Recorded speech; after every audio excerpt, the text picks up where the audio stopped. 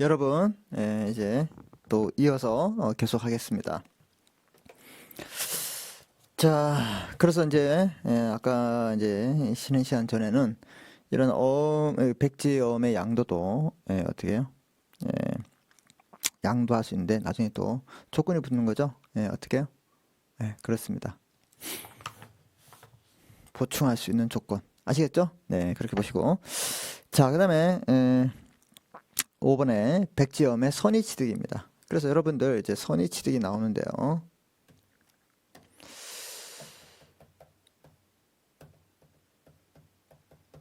선의취득. 그럼 선의취득에서 잠깐 좀, 우리 다음에 이제 배서에 공부할 때에도 이 선의취득과 이제 뭐 채권 판결 이런 개념이 나옵니다.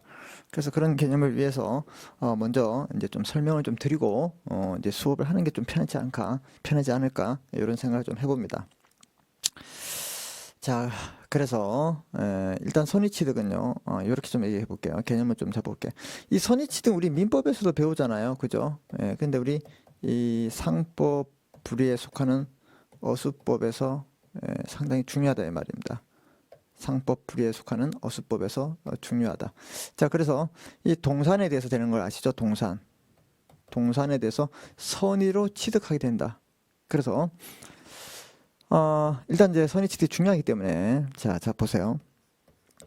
A가 B에게 어음을 발행했습니다. 이해되셨죠?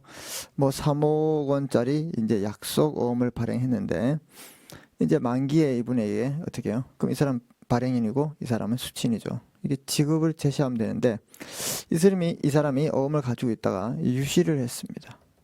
유실이란 말은 잊어먹었다 이 말이죠. 네, 잊어먹었어요. 그래서 이 어음 자체는 유효해야 됩니다. 자, 그래서 이 어음을 가지고 있던 C가 주웠어요. 우연히. 주웠는데 이걸 보니까 너무 이게 금액도 3억짜리고 유효한 어음이고 지급 만기도 얼마 안 남았어요. 이래서 잘됐다. D에게 뭘 하냐? D에게 배서한다 이 말입니다. 적법한 방법으로 배서해요. 그럼 이 사람은 누구냐? 이런 걸 넘길 수 있는 권리가 있는 사람이 없는 사람이 없어요. 이 사람은 우리 양도인이에요. 근데 넘겼잖아요. 양수인입니다. 이해되셨죠? 그리고 이 사람은 무권리자예요. 이 사람은 선의이고 무중과실입니다. 선의이고 무중과실. 이해되셨습니까? 자, 이렇게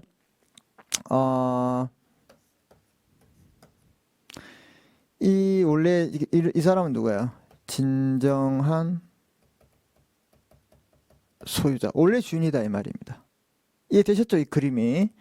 자, 그래서 여러분들 보시면 이렇게 진정한 소유자가 있고 이 양도인이 무권리자이고 적법한 배서에 의하고 이 어음 자체는 유효하고 이 사람은 선의이고 무중과실이고 또 하나 특징은 뭐냐면 이 사람의 독립된 경제적 이익이 없을 때 이렇게 5가지 요건이 필요합니다.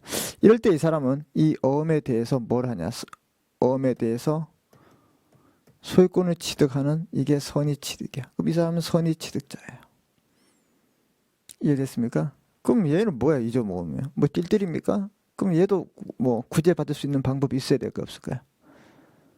구제 방법이 있겠죠. 그래 보세요, 여러분. 여러분들이 뭐 학생증이나 민증을 잊어먹어도 대한민국 국민이고 학생이다 이 말입니다. 그럼 이 사람은 어떻게 해요? 뭐 채권 판결을 통해 가지고 권리를 회복할 수 있는 방법이 있다 이 말입니다. 이렇게 됐을 때 어떤 현상이 발생하나? 이런 하나의 어음에 권리자가 이 사람하고 이 사람이 생길 수 있다. 이렇게 했을 때 권리 우선 관계를 우리 따지는 건 우리 나중에 이 배서에 가서 배운다 이 말입니다. 이해됐습니까? 어렵지 않죠? 자, 그러면요. 이 어음이 만약에 이 어음이 이제 여러분 뭐 똑같아요 원리가. 자, 이 어음이 만약에 금액이 비어 있는 우리 무슨 어음? 백지어음이었다.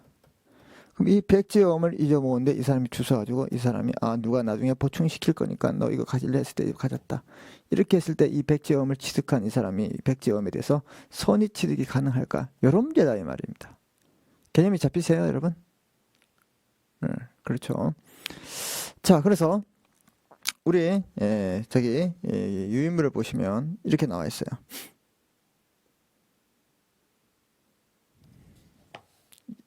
유인물을 보시면 백지어음에 관해서 어음의 양도 방법이 인정되므로 선의취득이 어떻게 된다? 인정된다. 이해됐습니까? 선의취득이 당연히 인정될까요? 안 될까요? 네, 인정되겠습니다. 선의취득이 인정된다. 이해됐죠, 여러분? 네, 좋습니다. 자, 이제 그 다음에 이 백지어음과 항변절단이라고 있습니다. 자, 우리 이 어음의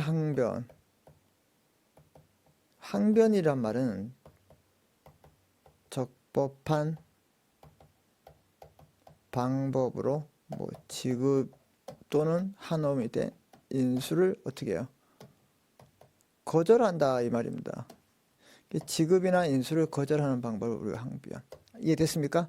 그래서 이런 항변에는 우리가 당사자 사이에 효력이 있는 인적 항변, 모든 사람에게 주장할 수 있는 물적 항변, 그 다음 당사자는 아니지만 제3자가 할 수 있는 항변을 이용한다. 제3자 항변. 이렇게 순서가 있습니다. 이거 우리가 항변을 배울 때 공부를 하는데 일단 개념을 여러분이 알고 있는 게 중요하다. 그래서 적법한 방법으로 인수를 거절하거나 또는 지급을 거절할 수 있는 방법은 우리가 어음의 항변이다 이렇게 합니다. 만약 지급을 한다는 거야 안 한다는 거야? 안 한다 이 말입니다. 그럼 인수를 한다는 거야 안 한다는 거야? 인수를 안 한다 이런 뜻이겠죠 여러분. 무슨 말인지 충분히 이해되실 거라고 봅니다. 그럼 이게 백지어음 같은 경우에도 일정한 경우에 이 어음의 항변이 인정될 수 있냐? 여러분 상식적으로 해보세요. 백지어음은 이렇게 하겠죠. 백지어음은 무효인 어음입니까? 아니죠. 근데 미완성이 돼 있죠. 근데 미완성이지만 무효가 되지 않는다. 나중에 보충하기 때문에 유효하다. 이렇게 보충권에 의해서 유효한 어음이 되기 때문에 이 어음도 아까 선의치도 인정되고 어음의 항변도 인정된다 이 말입니다. 그래서 이 백지 어음과 항변의 절단. 그럼 보세요. 이 항변이 절단된다. 이런 말은 자, 어음의 항변이 제가 뭐라 말씀드렸습니까? 어음의 항변은 적법한 방법으로 지급이나 인수를 거절할 수 있는데 이 지급과 인수를 거절하지 못한다. 이것은 항변을 못한다. 그래서 항변이 절단됐다. 그럼 절단됐다는 말은 지급이나 인수를 거절하지 못한다 이런 뜻입니다. 그래서 이해됐습니까? 예. 항변을 한단 말은 지급이랑 인수나 지급을 거절할 수 있지만 이게 절단됐다. 그러면 항변하지 못한단 말은 지급을 거절하지 못한다. 그럼 지급을 해야 한다. 이 말은 지급을 해야 한다. 이런 말로 됩니다. 이해되셨죠, 여러분? 네. 그러니까 백지어음에 대해서도 항변 절단이 인정될 것인가? 당연히 인정됩니다. 그래서 뭐 특별한 사유가 있으면 지급을 거절할 수 있다 이 말입니다. 뭐 따라서 뭐 이렇게 나온 내용들은 여러분 한번 읽어보시고 그 다음에 보시면 7번에 보세요. 백지어음과 재권 판결이 있습니다. 자 아까 우리 또 그림을 지웠는데 괜히 지웠어요. 아까 선의취득 한번 볼까? A가 B에게 발행했어요. 그래서 이 사람이 유실했습니다. 그래서 C가 이걸 누구에게? D에게 배서했다. 그래서 이 사람이 이 양수인이고 이 사람은 죄송합니다. 양도인이고 이 사람이 양수인. 이 사람은 무권리자일 때 무권리자. 이해됐죠? 아까 그림 기억하시고 이럴 때 이분은 이런 걸 거칩니다. 공시최고가 있습니다. 우리 그러면 공적인 방법에 알린다. 자, 내가 가지고 있던 이런 3억짜리 어음이 제가 도난당했으니까 혹시 이거 주수신 분들은 신고해 주세요. 자, 한 달 내에 신고하지 않으면 어떻게 되냐. 이것들은 우리가 휴지로 만들 겁니다. 그래서 공시최고견에 경과하면 법원에서는 뭘 하냐. 이 재권 판결을 합니다. 재권 판결. 권리를 배제시키는 판결을 하면 이 사람은 그 원래의 그 어음을 다시 한번 받아서 어떻게 되는 거예요? 권리를 회복한다 이 말입니다. 그럼 이 사람은 뭐가 됐어요? 아까 선의로 취득했죠. 그래서 이 어음에 대해서 이 재권 판결 취득자 이 사람은 뭐야? 원래 소유자, 진정한 권리자. 이 사람은 거래의 유통을 신뢰한 누구? 양수인. 그래서 선의 취득자. 이런 두 분의 관계가 된다. 그럼 이 백지어음 같은 경우도 이렇게 잃어먹었을 때 이렇게 공시최고에서 채권 판결이 가능할까? 당연히 가능하다 이 말이죠. 자, 그래서 7번에 보시면 이런 백지어음에 관해서 완성된 어음과 동일한 유통 방법이 인정되고 있습니다. 왜? 나중에 보충만 하면 되기 때문에. 그래서 유통이 보호되고 죄송합니다. 유통이 보호되고 있기 때문에 공시최고에서 채권 판결이 인정될 것인가? 당연히 인정된다. 선의취득, 항변의 절단도 되고 그 다음에 채권 판결도 인다. 이런 것들은 완전한 어음에 대해서 다 인정되는 제도인데 쉽게 말하면 이게 무슨 제도인가? 이 백지어음도 그냥 보충권이 존재한다는 전제하에 완전한 어음으로 보이기 때문에 이런 제도들이 그대로 쓰인다. 이렇게 보시면 됩니다. 이해되셨어요, 여러분? 네. 자, 그럼 우리가 계속 보충 한다는데 이런 어음의 완성을 하기 위해서는 뭐가 필요하냐? 보충권이 필요하고 보충을 해야 된다. 거기에 대해서 우리 한번 학습해 보도록 하겠습니다. 이해되셨죠, 여러분? 네.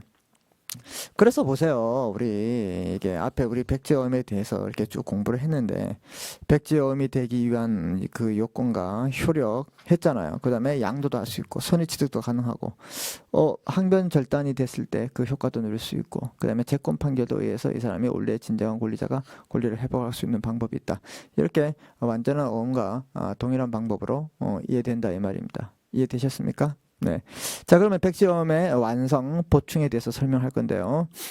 자, 이 보충권의 의의를 보십시오. 자, 백지어음은 미완성 어음이지만 보충에 의해서 완성된다 이 말입니다. 이해되셨죠? 네.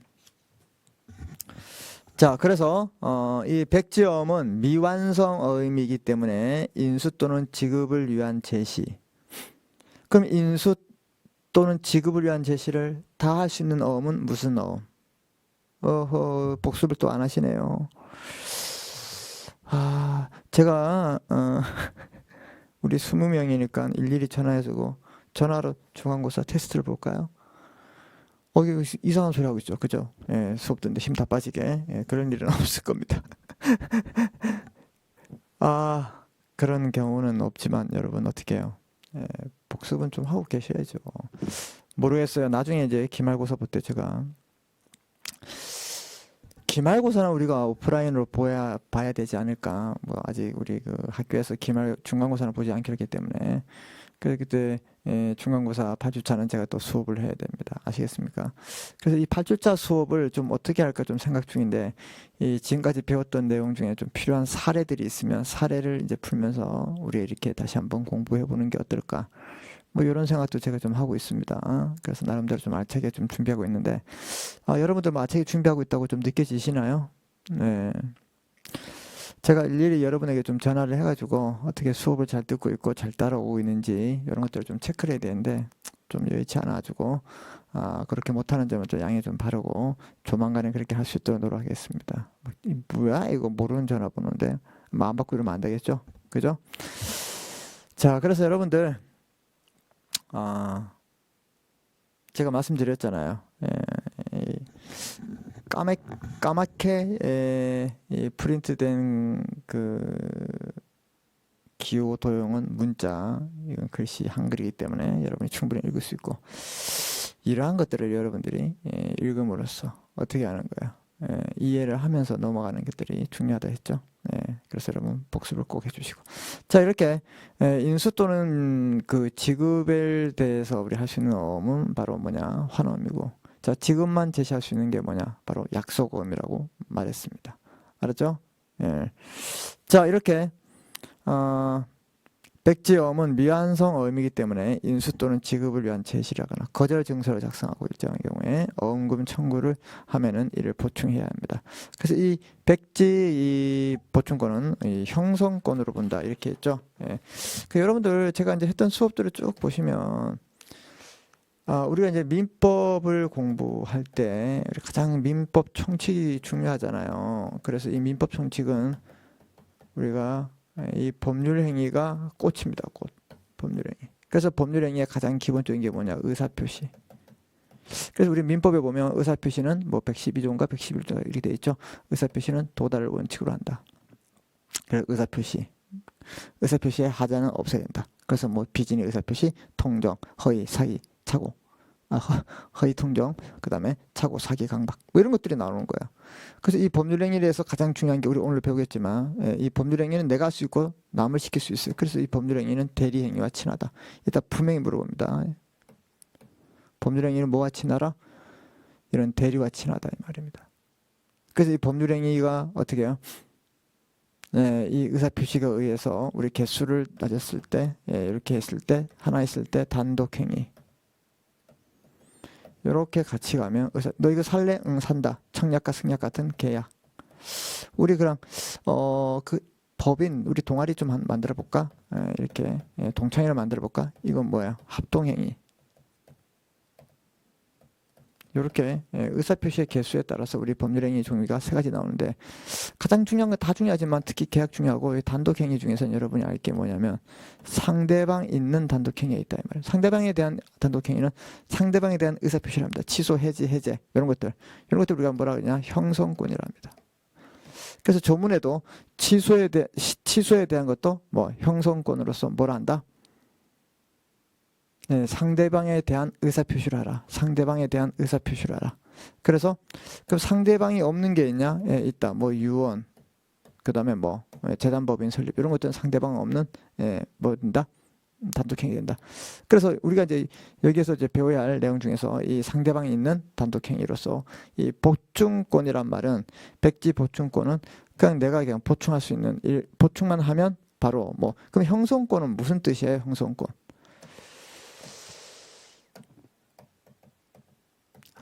그럼 여러분 보세요. 이 민법 총칙에서 우리가 처음 배울 때 뭐 사원권, 사원이 될 수 있는 거 사원권, 인격권, 그 다음에 청구권, 항변권. 항변은 뭐야? 동시이행의 항변권. 그 다음에 뭐야? 청구권은 손해배상 청구권. 그 다음에 형성권. 형성권은 뭐예요? 이렇게 의사표시가 한 개 있는 단독행위로서 상대방이 있는 상대방이 있는 의사표시를 하는 걸 말하고 있는데요. 권리자의 일방적 의사 표시로 권리자의 일방적 의사 표시로 혼자 내지른다 이 말이에요. 야 이거 해제야, 이거 취소야. 죄송합니다. 사퇴질라고. 이거 아니죠. 너무 막 중요하기 때문에 지금 중요하기 때문에 사퇴질이 아니에요, 여러분. 여러분 막 피하고 그런 거 아니죠. 피하지 마시고 이게 중요하구나. 중요하죠. 이런 것도 제가 지금 설명드리는 것은 여러분들이 알고 있지만 제대로 개념이 안 잡힐 수도 있습니다. 그래서 다시 한번 이렇게 하는 겁니다. 그래서 왜 이 형성권이란 말은 권리자의 일방적 의사표시로 일방적 의사표시란 말이 뭐예요? 단독행위라 이 말이죠. 그 대신 상대방이 있어요, 없어요? 있다고. 야 이거 취소야, 이거 해제야 이러면 바로 법률 효과가 나타난다. 그 상대방의 의사표시를 이런 계약처럼 살래? 응 살게 이런 의사표시 필요 없다 이 말입니다. 혼자 내지르면 되는 거야. 그래서 법조문도 우리 민법 142조 같이 뭐 취소권도 상대방에 대한 의사표시로서 상대방에 대한 의사표시로 이렇게 아주 착실하게 되어 있습니다. 그럼 이게 형성권이고 단독행위다. 이렇게 여러분이 공부를 하고 오셔야 되는데 다 하고 왔다고 전제하겠습니다. 알겠습니까? 모르면 어때요? 잊어먹을 수도 있죠. 우리 어떻게 다 기억합니까? 우리 어렸을 때 그 일을 다 기억하면 우리는 어떻게 머리가 터져서 어떻게 살 수가 있겠습니까, 여러분? 빨리빨리 잊어먹어야 됩니다. 그게 여러분 만수무강의 비결이에요. 어떻게 하라고요? 빨리빨리 잊어먹어라. 그럼 공부 안 하는 뜻이 아니죠. 그 대신 계속 반복해서 봐야 한다 이 말입니다. 이해됐습니까, 여러분? 그래서 이런 내용들을 여러분 우리 계속 한번 공부하는 것들이 상당히 중요하다 이 말입니다. 알겠습니까?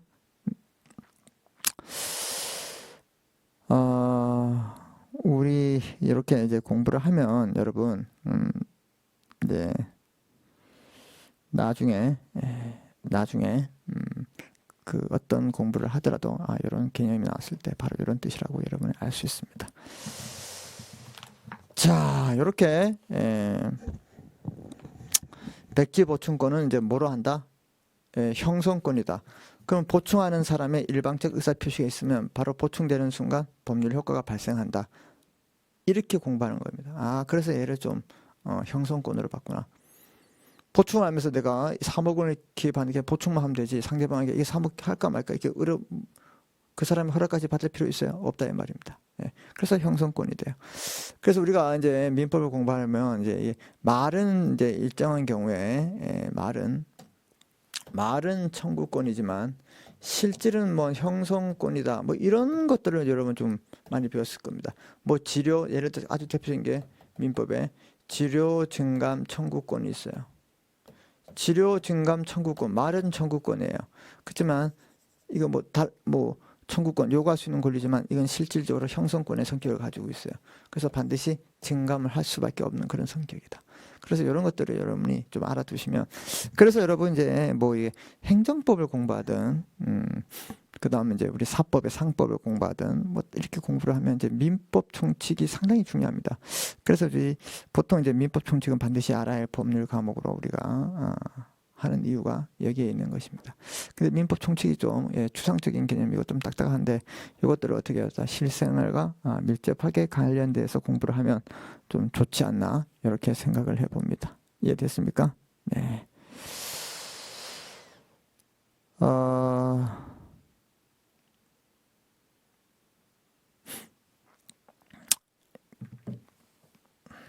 그럼 보세요. 이제 계속 좀 이어가겠습니다. 자, 이게 형성권이라고 보고 있는 건지 이해를 했고, 여러분이. 그러면 이 보충권의 행사 시기는 언제까지로 볼 것인가? 자, 보충권의 그래서 이제 소멸시효와 관계되어 있죠. 언제까지 하지 않았을 때는 효력이 없어지는 시효와 관계되어 있다 이 말입니다. 그래서 이 보충권의 행사 시기에 대해서 소멸시효 기간인데요. 보충권의 시효에 대해서는 어원법에 아무런 규정이 없어서 여러 가지 견해가 대립할 수밖에 없습니다. 그렇겠죠? 그래서 만약에 이제 만기가 백지인 경우가 문제되겠죠. 만기를 이제 써놔야 되는데 써놓지 않았다. 근데 보충권이 있어요. 그럼 언제까지 써놔야 될까요? 그래서 만기가 백지일 때는 어음의 보충권 행사 시기에 대해서도 민법 162조 2항에 따라 20년이 된다. 그래서 우리는 민법 162조의 2항. 1항은 채권은 10년이고 채권 이외의 모든 지역권 같은 이것들은 20년이라고 했어요. 20년이라고 이렇게 하고 있어요. 그럼 20년 동안 만기를 안 적을 수 있다? 이건 신속한 상거래를 위해서도 이거는 좀 좋지 않은 현상이 아닐까 이런 생각을 좀 해봅니다. 이해되셨습니까? 네. 자, 그 다음에 백지 보충권을 민법 채권으로서 10년이라는 게 162조의 1항이 되겠죠. 그 다음에 상행위로 인한 채권을 보기 때문에 옛날에 말씀드렸죠. 왜 이 어음수표법이 상법의 범주에 속하지만 왜 우리 별도의 법으로 했냐 이러면 이 상행위에 어음수표를 발행하는 행위가 있었는데 이 상인만 하는 게 아니라 개인도 발행을 한다 이 말입니다. 그래서 이걸 굳이 개인도 하기 때문에 상법에 상행위로 넣어야 할 이유가 있겠냐? 이렇게 해서 이제 독립시키는 게 맞지 않나 해서 나왔다. 이렇게 제가 좀 얘기를 한 적이 있는데 혹시 안 했으면 지금 했다고 하시면 되는 거예요. 알겠습니까? 네. 자, 그래서 상행위로 인한 채권을 보아서 5년이라는 견해가 있고 원인관계의 채권을 고려해서 민사채권이면 10년, 상사채권이면 5년이라는 견해. 어음채권을 우리 3년으로 보고 있습니다. 단기 소멸시효. 예를 들어서 판례가 만기 백지인 경우는 어음시효에 따른다고. 판례는 만기가 백지인 경우에는 어음시효. 어음시효 몇 년? 네, 3년. 예. 자, 이렇게 해서 견해가 많고 우리 판례의 입장은 어음시효에 따른다. 이렇게 보시면 되겠습니다. 만기일 때는 만기가 블랭크로 되어 있다. 이럴 때는 시효 문제가 상당히 중요하고 그래서 보통 제일 짧게 3년을 한다 보고 있으면 되겠습니다. 그 만기 이외의 사항이 백지다. 금액이든가 발행지인가 발행인이 다 이런 것들이 이제 블랭크로 되어 있다. 자, 주체무죄에 대한 3년 내에 소구무죄에 대해서는 지급 또는 인수 제시 기간 내에 보충해야 된다 이 말입니다. 그래서 빨리 하는 게 낫겠다 이런 말입니다. 자, 이렇게 보시고 다음에는 이제 이 보충권을 남용한다 이 말이에요. 그래서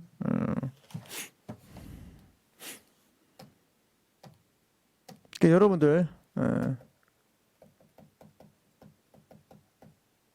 백지 보충권을 남용한다.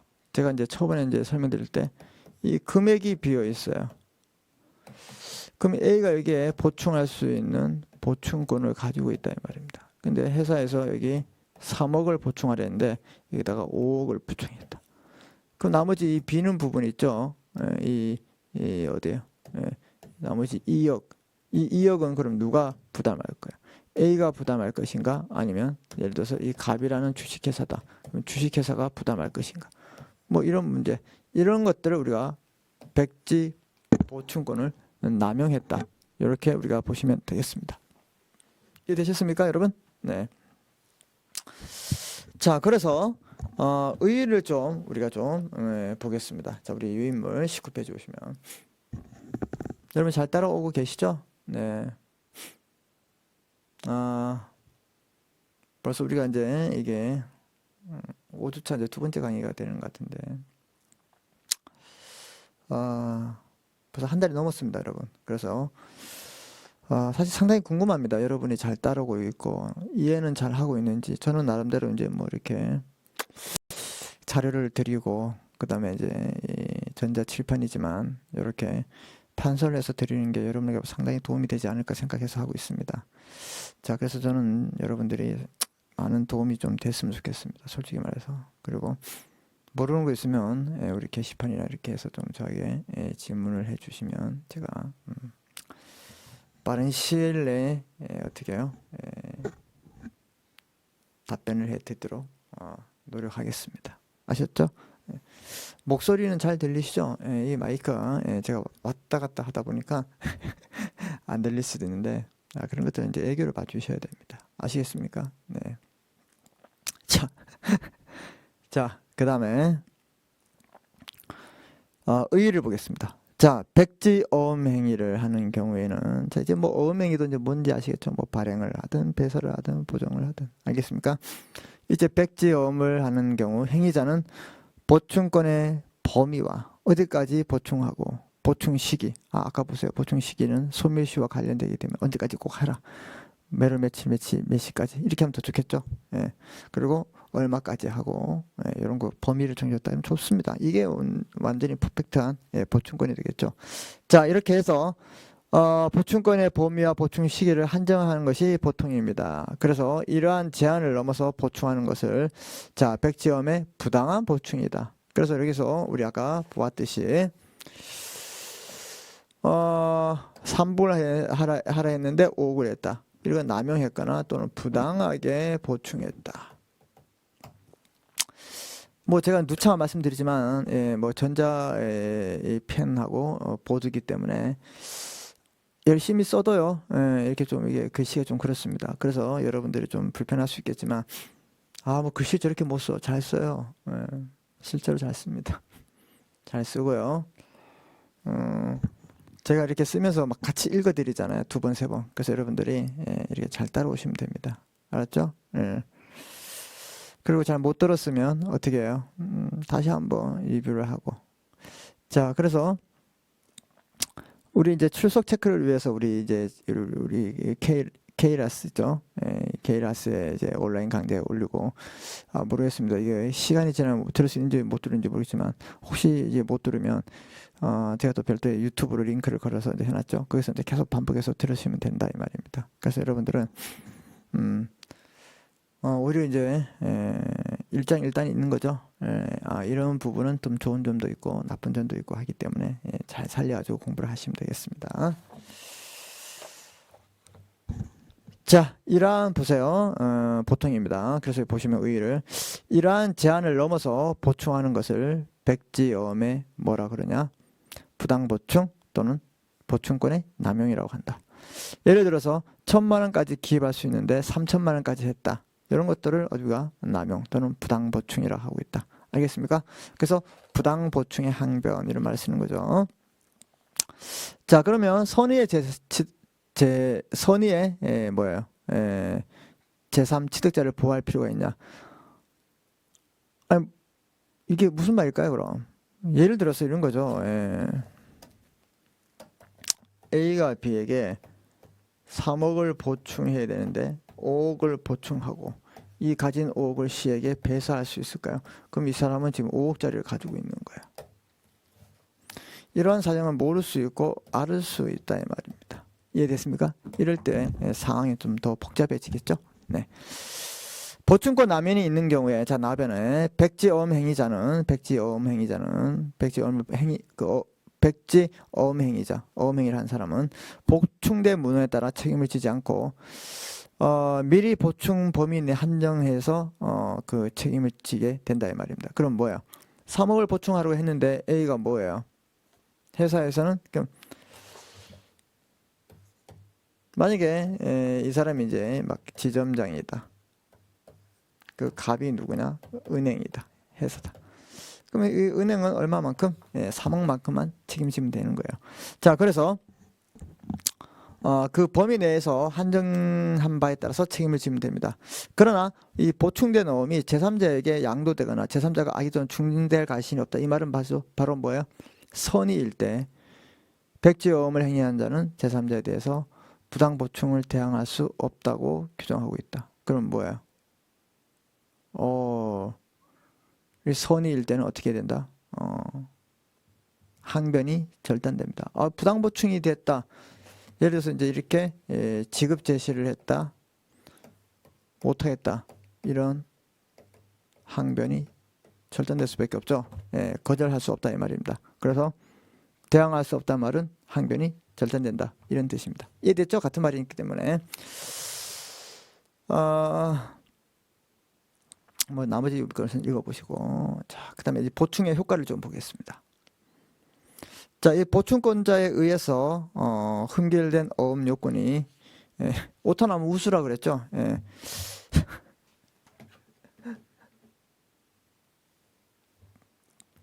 여러분 진짜 우리 강의실에서 만나서 하면 좀 재밌을 것 같은데, 그죠? 이 보충권자에 의해서 요건이 이 흠결된 요건이 보충되면 이 백지어음은 퍼펙트한 완전한 어음이 된다고 했습니다. 그래서 이 백지어음을 발행, 배서, 보증 등 모든 어음 행위자는 보충된 문에 따라서 그 효력을 어떻게 해요? 발생하면 됩니다. 그래서 이제 퍼펙트하게 되었다. 자, 그러면 이제 이 완전한 어음을 됐을 때 이 효력은 이제 어떻게 되느냐? 보충의 효력 발생 시기에 대해서 학설은 소급한다. 그럼 처음 또 불소급한다. 뭔 말이에요? 그럼 보충하기 전부 이제 보충한 때부터 효력이 있느냐, 아니면 그 앞전부터 효력이 있느냐 이런 뜻이겠죠. 자, 불소급표는 보충 시 장래에 대해서 효력이 발생한다. 즉 보충하는 순간부터 효력이 있다.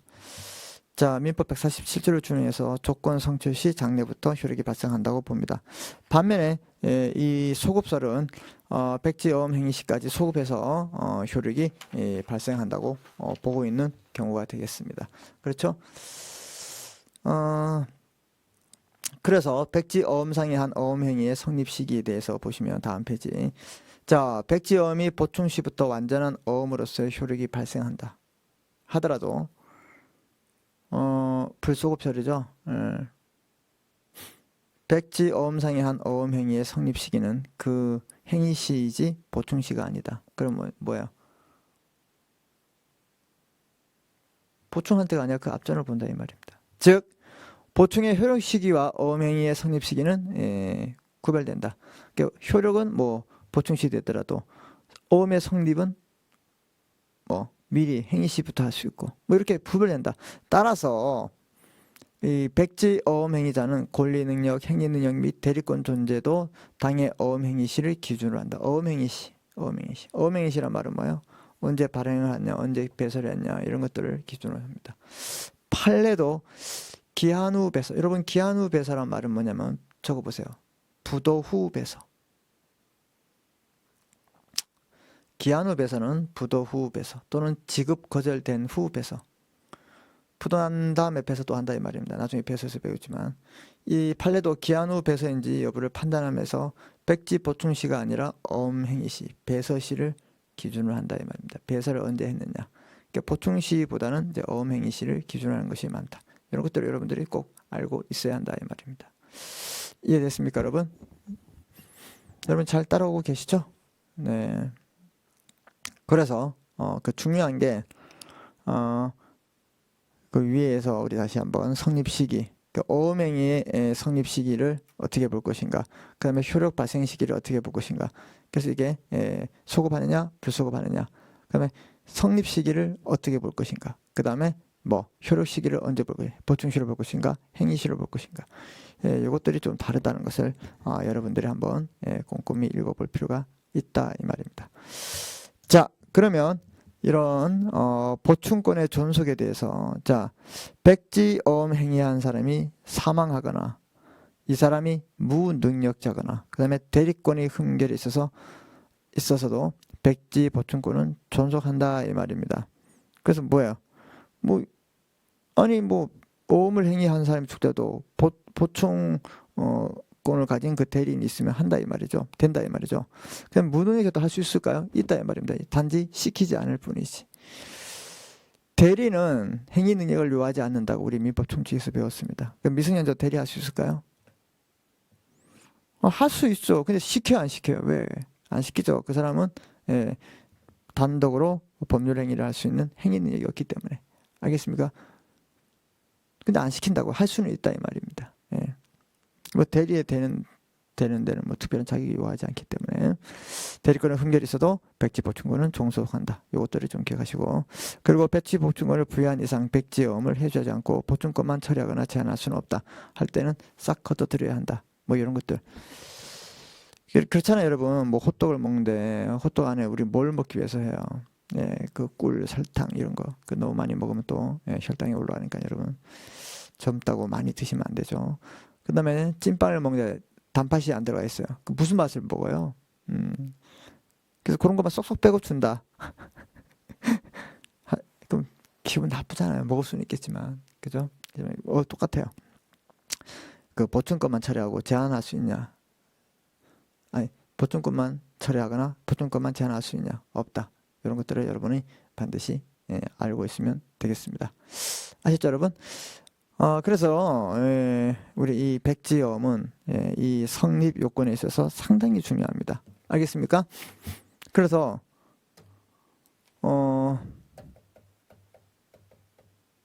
성립 요건에 흠결이 있지만 이 흠결로 보지 않고 미완성이지 않고 나중에 보충권에 의해서 보충되기 때문에 유효한 어음으로 봤다는 게 뭐 백지어음이다. 이해됐습니까? 그래서 이 백지어음도 여러분들 공부할 때는 성립 요건에 기술상의 흠결이 있으면 미완성이고 무효인데 보충권이 있기 때문에 유효로 보고 이런 것들을 우리가 어떻게 해요? 뭐 선의 직사할 수 있느냐, 양도할 수 있느냐, 그러면 항변은 절단되는 것인가, 재권 판결도 인정되는 것인가, 효력의 성립 시기와 행위의 시기는 언제 될 것인가, 막 이런 것들도 여러분이 한번 쭉 공부하고 있으면 되겠다. 그래서 이 백지어음이 상당히 중요한 논점이 될 수밖에 없다 이 말입니다. 이해되셨나요 여러분? 네, 좋습니다. 자, 여러분 이렇게 하고 우리 이제 다음 주차부터는 이제 뭘 공부를 하냐? 바로 우리 어음수표 행위의 바로 대리를 하겠습니다. 자, 말씀드렸지 이 대리는 뭐예요? 바로 법률 행위와 친하다. 아시겠습니까? 자, 그런 내용들을 우리 다음 주차에 하겠습니다. 자, 오늘은 여기 하겠습니다. 수고했습니다.